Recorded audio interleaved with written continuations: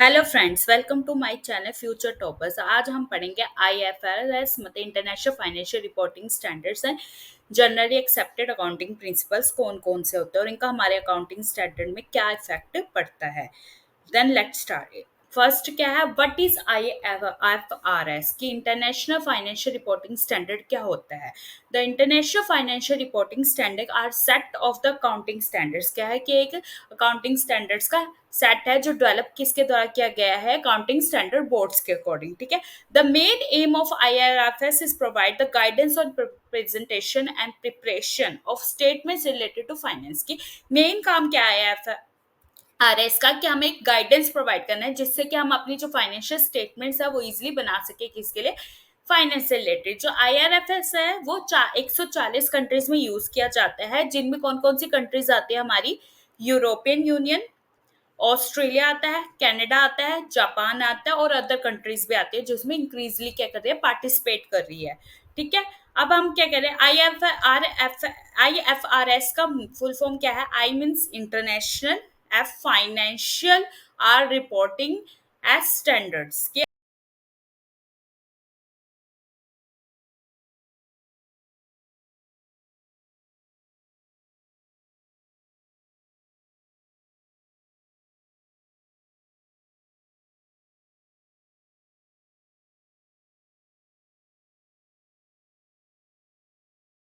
Increase हो रही है, मतलब बहुत ज्यादा ग्लोबलाइजेशन फॉर्म में, मतलब इंटरनेशनली जो उसकी ग्रोथ है बहुत ज्यादा हो रही है। इससे जो इंटरनेशनल ट्रेड और जो उसकी जो इन्वेस्टमेंट है उसको बढ़ावा देंगे, मतलब उसकी ग्रोथ के लिए हमें आईएफआरएस की जरूरत पड़ी है ग्लोबल लैंग्वेज में। ये क्या है कि इंडियन ये एक इंटरनेशनल फाइनेंशियल सिस्टम आया है जिससे हमें ग्लोबली जो हमारी इन्वेस्टमेंट है या कोई भी इंटरनेशनल जो ट्रेड है उसको एक्सपेंशन करने में हेल्प करी। सम की रीजंस क्या है? रिड्यूस कॉस्ट, ऑब्वियस ही बात है। आईएफआरएस ने क्या है, कॉस्ट को रिड्यूस करने में भी हेल्प किया डिफरेंट कंट्रीज के बीच में, एक फाइनेंशियल पेपर के रूप में वर्क किया इसने, जिसकी मदद से क्या हुआ कि जो भी अकाउंटिंग सिस्टम हो रहा था वन डिफरेंट कंट्रीज के बीच में, उसमें जो उनकी कॉस्ट थी वो कम हो रही है। कंसिस्टेंसी एंड कंपेरेबिलिटी होती है। ठीक है। आईएफआरएस क्या है, इंश्योर करता है कि बिजनेस में जो भी रूल्स फॉलो किए जाए वो पूरी कंटिजेंसी के साथ के कंपैटिबल हो, मतलब जो भी वो रूल्स फॉलो किए जाए वो पूरे एक्यूरेटली फॉलो हो।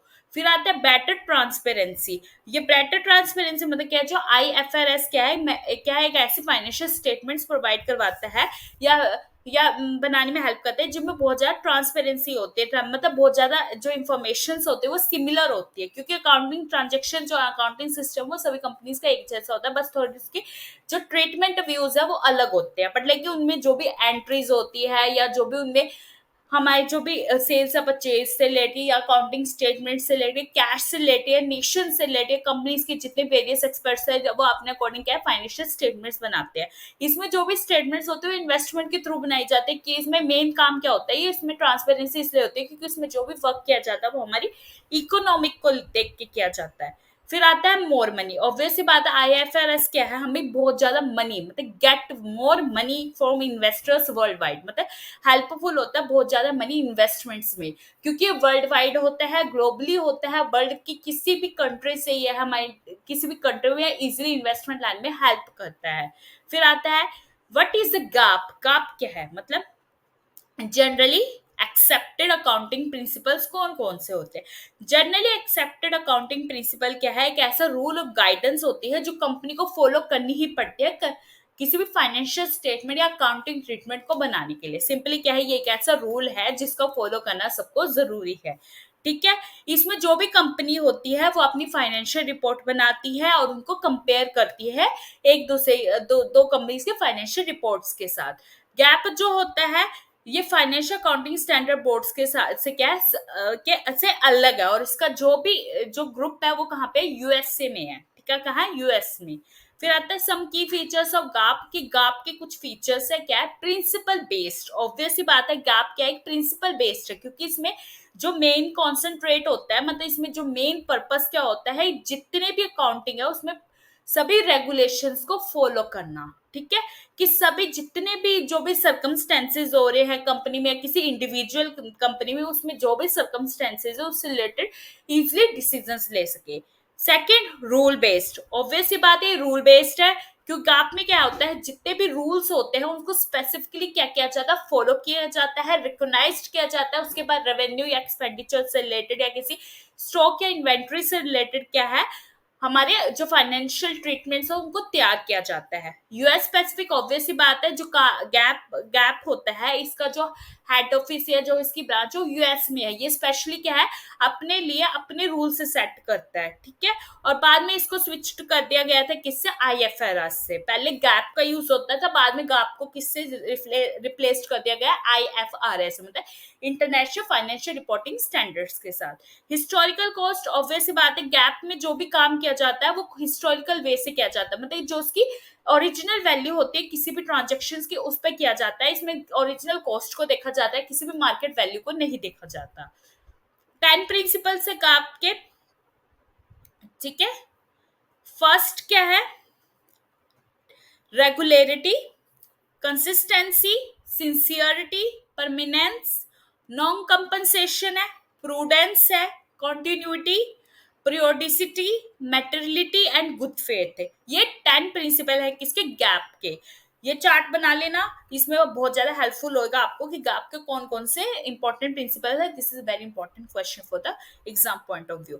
Regularity, consistency, sincerity, permanence, non compensation, prudence, continuity, periodicity, materiality and good faith। First क्या है, सिंसियरिटी। सिंसियरिटी का मतलब क्या है, the principle states that the accounting staff should responsible to provide information about the business and transaction are accurately. कि क्या बोला कि इसमें कि कोई भी कंपनी है उसमें जो भी अकाउंटिंग स्टाफ वर्क कर रहा है वो पूरी तरह से सिंसियर होना चाहिए, जितनी भी ट्रांजेक्शन है उनके बारे में इंफॉर्मेशन जो भी वो बताता है वो पूरी एक्यूरेट होनी चाहिए, सिंसियर होनी चाहिए।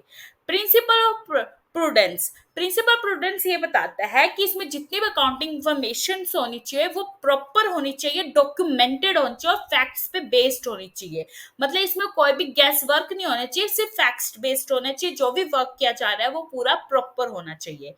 फिर आता है principle of permanence of records, मतलब इसमें जो भी रिकॉर्ड होते हैं वो पूरी परमानेंट होनी चाहिए और कंसिस्टेंट वे में होनी चाहिए, ताकि जो भी हमारे इन द ईयर या जो भी रिपोर्ट्स होती है या कोई भी फाइनेंशियल रिपोर्ट है वो इजिली मेंटेन की जा सके। फिर आता है principle of continuity. Principle of continuity ये बताता है कि इसमें जितनी भी ट्रांजेक्शन्स होती हैं या रिकॉर्ड की जाती है उनकी जो भी एजम्पशंस होती है वो बिजनेस में पूरी कॉन्टिन्यूटी होनी चाहिए, मतलब जितनी भी ट्रांजेक्शन्स होती है वो कंटिन्यू चलती रहनी चाहिए। Principle of regularity, principle regularity किसी भी स्पेसिफिक अकाउंटिंग स्टैंडर्ड, एक स्पेसिफिक अकाउंटिंग स्टैंडर्ड है जिसमें रेगुलरिटी का ऑप्शन आता है। Principle of non compensation, this principles क्या है ये बताते हैं इसमें जितने भी ट्रांजेक्शन रिकॉर्ड की जाती है वो या तो पॉजिटिव व्यू में हो सकती है या नेगेटिव व्यू में हो सकती है। मतलब जितने भी ट्रांजेक्शन होती है वो पॉजिटिव भी हो सकती है, नेगेटिव मतलब वो पेड वाली भी हो सकती है या नॉन पेड भी हो सकती है। प्रिंसिपल ऑफ पीरियोडिसिटी, कि इसमें ये बताते हैं कि जितना भी फाइनेंशियल डाटा या जो भी फाइनेंशियल रिकॉर्ड होता है वो पीरियड के अकॉर्डिंग होना चाहिए, मतलब उसका जो भी अकाउंटिंग पीरियड होना चाहिए वो बिल्कुल सही होना चाहिए। Principle of consistency, principle of consistency हमें यह बताता है कि जितने भी डाटा, जितना भी प्रिंसिपल मेथड होता है, जो भी कॉन्सिस्टेंट पीरियड होता है, जो भी कंपैरिजन होता है वो एक्यूरेट होना चाहिए, मतलब कंसिस्टेंस होना, उसमें किसी प्रकार को कोई भी मतलब कि कोई भी गलत मतलब कोई भी मिस्टेक नहीं होनी चाहिए, एरर नहीं होना चाहिए, वो बिल्कुल कंसिस्टेंट होता है, बिल्कुल एक्यूरेट होना चाहिए। प्रिंसिपल ऑफ मेटेरियलिटी, मेटेरियलिटी ये बताते हैं कि इसमें जितना भी काम होना चाहिए डिस्क्लोजर होना चाहिए, ट्रीटमेंट ऑफ डिस्क्लोजर मतलब कि जितना भी मटेरियल होना चाहिए वो डिस्क्लोज्ड लिखा होना चाहिए, मटेरियल की जो भी आइटम है वो ओमिटेड होनी चाहिए और उससे रिलेटेड जो डिसीजंस है वो इजिली इम्पैक्टेबल होनी चाहिए for the potential of the work. Principles of utmost good faith, कि ये क्या है, एक ऐसा गुड फेथ प्रोवाइड कराता है प्रिंसिपल्स को, एक ऐसे ट्रीटमेंट होता है जो हमें ऐसे रिजल्ट्स प्रोवाइड करवाता है जिससे कि एसेट वैल्यू की जो इंक्रीज होती है, जिससे हमें बिजनेस में गुड फेथ होता है। ओके गाइस, थैंक यू, आज के लिए इतना ही। आज हमने पढ़ा international financial reporting system and generally accepted accounting system. This is the most important questions about the exam point of view. Okay, thank you, bye bye. आज के लिए इतना ही। मेरे चैनल को सब्सक्राइब करना मत भूलें, वीडियो को लाइक करें, शेयर करें। अगर आपको कोई डाउट है कमेंट सेक्शन में पूछो। अगर आपको किसी और चैप्टर या किसी और सब्जेक्ट से रिलेटेड कोई बुक वीडियो चाहिए तो मुझे कमेंट सेक्शन में बताएं, मैं उससे रिलेटेड लेक्चर्स पे आपके इस चैनल पे अपलोड करने की कोशिश करूंगी। Okay, thank you very much, bye bye.